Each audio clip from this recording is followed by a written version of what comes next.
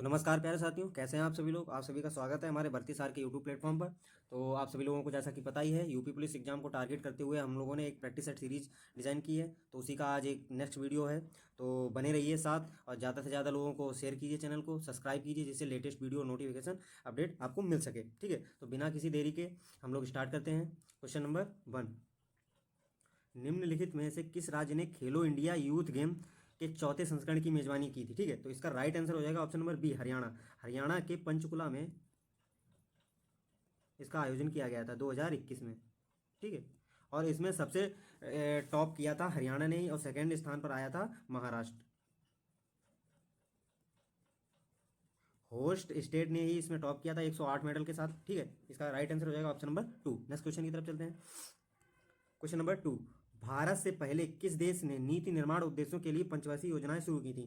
तो भारत से पहले किस देश ने, मतलब मेनली ये कहा गया है कि भारत में, भारतीय संविधान में किस देश से नीति निर्माण के उद्देश्यों को पंचवर्षीय योजनाओं को लिया गया है। ठीक है, तो इसका राइट आंसर हो जाएगा ऑप्शन नंबर 3, सोवियत संघ द्वारा पंचवर्षीय योजनाओं को अपनाया गया है भारतीय संविधान में। ठीक है, तो इसका राइट आंसर होगा ऑप्शन नंबर 3। नेक्स्ट क्वेश्चन की तरफ चलते हैं।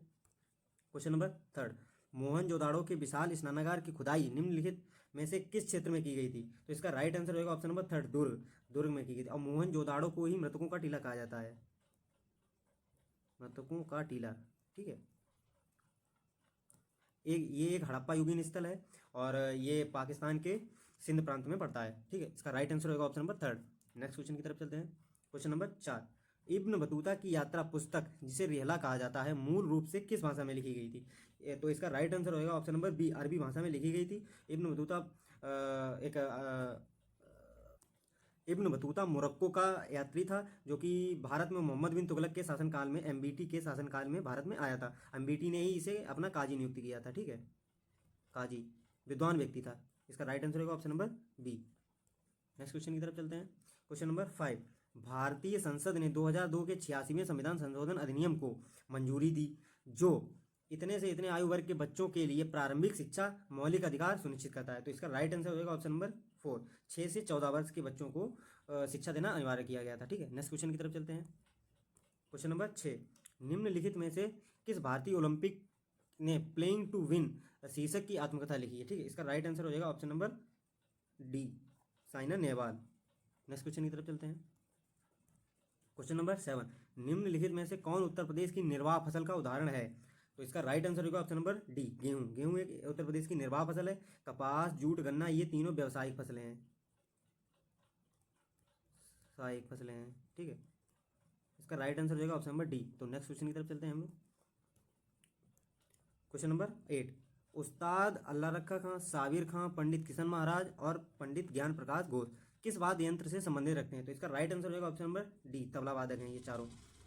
नेक्स्ट क्वेश्चन की तरफ चलते हैं। क्वेश्चन नंबर 9, निम्नलिखित में से कौन से शब्द 42वें संविधान संशोधन अधिनियम द्वारा प्रस्तावना में जोड़े गए थे। तो इसका राइट आंसर होगा ऑप्शन नंबर बी, समाजवाद, समाजवाद, धर्मनिरपेक्ष और पंथ निरपेक्ष, निरपेक्ष, ये 3 शब्द जोड़े गए थे 42वें संविधान को ही। भारत का मिनी कॉन्स्टिट्यूशन, मिनी 42वां संविधान संशोधन 1976 में हुआ था, इसको ही मिनी कॉन्स्टिट्यूशन कहते हैं। तो इसका राइट आंसर होगा ऑप्शन नंबर 2। नेक्स्ट क्वेश्चन की तरफ चलते हैं।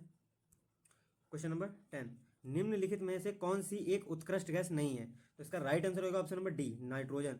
नाइट्रोजन उत्कृष्ट गैस नहीं है। आर्गन, नियॉन, हीलियम, ये तीनों ही उत्कृष्ट गैसें हैं। ठीक है, इसका राइट आंसर होगा ऑप्शन नंबर 4। नेक्स्ट क्वेश्चन की तरफ चलते हैं। क्वेश्चन नंबर 11, वर्तमान कीमतों पर राष्ट्रीय आय की गणना के आधार पर की जाती है। तो इसका राइट आंसर होगा ऑप्शन नंबर 1, प्रचलित कीमतों के आधार पर ही वर्तमान राष्ट्रीय आय की गणना की जाती है। तो इसका राइट आंसर होगा ऑप्शन नंबर 1। नेक्स्ट क्वेश्चन की तरफ चलते हैं हम लोग।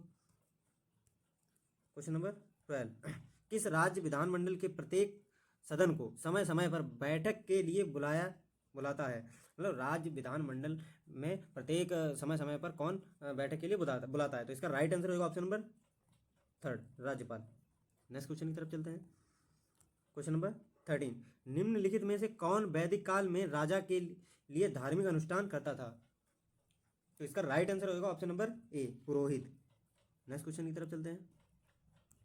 क्वेश्चन नंबर 14, प्यादा निम्नलिखित में से किस खेल से संबंधित है। तो इसका राइट आंसर होगा ऑप्शन नंबर 3, शतरंज से संबंधित है। और क्रिकेट से भी बहुत से सारे शब्द संबंधित हैं, जैसे क्रिकेट तो बेसिक है, सबको पता ही होगा। तो नेक्स्ट क्वेश्चन की तरफ चलते हैं।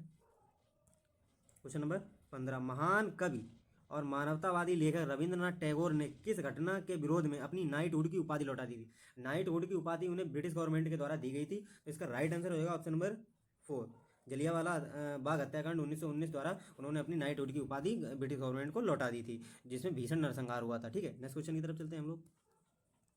क्वेश्चन नंबर 16, निम्नलिखित में से किस राजनीतिक हिंसा को दबाने के लिए रोलेट एक्ट लाया गया था? तो इसका राइट आंसर होगा ऑप्शन नंबर 3, 1919 में जो जलियांवाला बाग हत्याकांड हुआ था, तो उसी के राजनीति हिंसा हुई, तो उसी को दबाने के लिए ब्रिटिश गवर्नमेंट ने रोलेट एक्ट पारित किया था। नेक्स्ट क्वेश्चन की तरफ चलते हैं। क्वेश्चन नंबर 17, टोक्यो ओलंपिक 2021 में भारत के लिए पहला पदक किसने जीता था? तो इसका राइट आंसर होगा ऑप्शन नंबर 1, मीराबाई चानू। इन्होंने टोक्यो ओलंपिक 2021 में भारत के लिए पहला पदक जीता था, सिल्वर मेडल। ओके,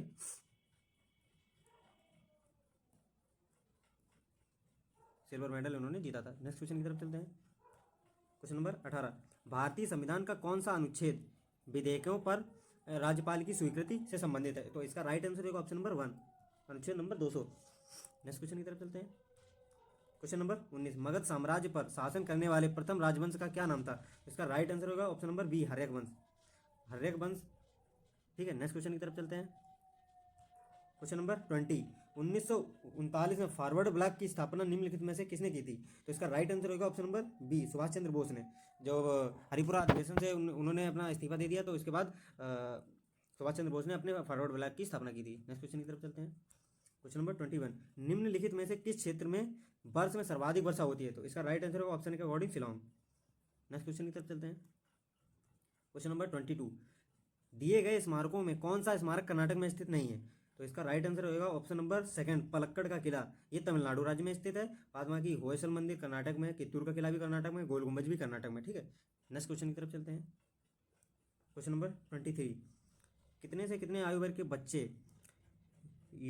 बच्चों को शैक्षिक अवसर प्रदान करना माता पिता का मौलिक कर्तव्य है? तो इसका भी राइट आंसर होगा 7 से 14 वर्ष। ठीक है, नेक्स्ट क्वेश्चन की तरफ चलते हैं।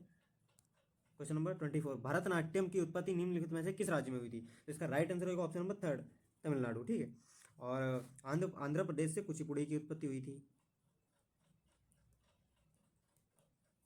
ठीक है, महाराष्ट्र में लावणी। नेक्स्ट क्वेश्चन की तरफ चलते हैं हम लोग। क्वेश्चन नंबर 25, निम्नलिखित में से प्रधानमंत्री कौन सा था जब नई आर्थिक नीति के भाग के रूप में वैश्वीकरण नीति को प्रस्तुत की गई थी? तो इसका राइट आंसर होगा option number B, PV Narasimha Rao के समय ही मनमोहन सिंह द्वारा, और ये मनमोहन सिंह तब वित्त मंत्री थे, इन्होंने ही एलपीजी फॉर्म लाए थे ये लोग 1991 में। लिबरलाइजेशन, प्राइवेटाइजेशन और ग्लोबलाइजेशन, एलपीजी। ठीक है, नेक्स्ट क्वेश्चन की तरफ चलते हैं।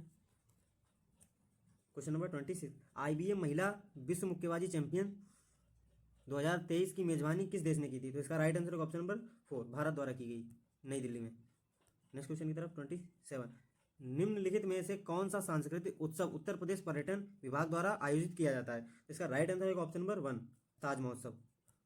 नेक्स्ट क्वेश्चन की तरफ चलते हैं। क्वेश्चन नंबर 28, निम्नलिखित में से कौन दिल्ली सल्तनत का सुल्तान था जब दक्षिण भारत में बहमनी साम्राज्य की स्थापना हुई? तो इसका राइट आंसर होगा ऑप्शन नंबर 3, मोहम्मद बिन तुगलक, MBT। ठीक है, नेक्स्ट क्वेश्चन की तरफ चलते हैं। क्वेश्चन नंबर 29, भारत की जनगणना 2011 के अनुसार निम्नलिखित में से राज्यों और केंद्र शासित प्रदेशों के किस समूह में उच्चतम साक्षरता दर्ज की गई थी? इसका राइट आंसर होगा ऑप्शन नंबर 3, केरल और लक्षद्वीप। नेक्स्ट क्वेश्चन की तरफ चलते हैं। क्वेश्चन नंबर 30, राष्ट्रीय जलमार्ग संख्या 10 किस राज्य में स्थित है? तो इसका राइट आंसर होगा ऑप्शन नंबर 3, तमिलनाडु। तो आज 30 क्वेश्चन थे, तो आज यहीं पर क्लास अपनी एंड करते हैं। बने रहिए साथ, एंड चैनल को लाइक एंड सब्सक्राइब कीजिए। तब तक मिलते हैं। जय हिंद, जय भारत।